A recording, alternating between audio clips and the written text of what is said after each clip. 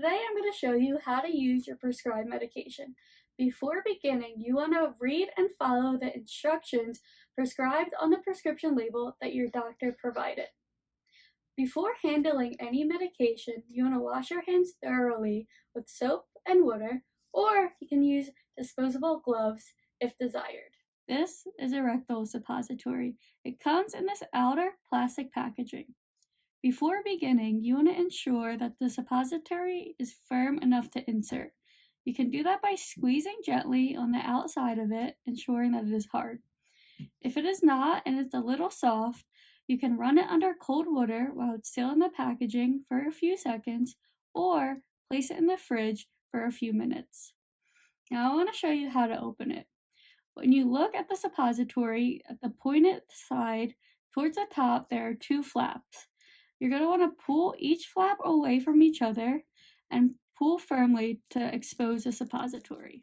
Once you have your suppository removed from the outer packaging, you're going to want to find the correct position. So you can either do this by standing upright with one leg bent up on a chair, or by lying down on one side, have your bottom leg extended and the top leg with your knee bent in towards your stomach. So now that you're in the correct position, you're going to want to use your finger to insert the suppository. You want to ensure that the pointy end is facing into the rectum and you are pushing with your finger on the flat end. So you want to push firmly on the flat end to insert the suppository into the rectum. You want to make sure that the suppository is at least 1 inch into the rectum in adults and half an inch to 1 inch in kids. Once the suppository is in, you want to remain sitting or lying down for at least 10 minutes to make sure the suppository doesn't come back out.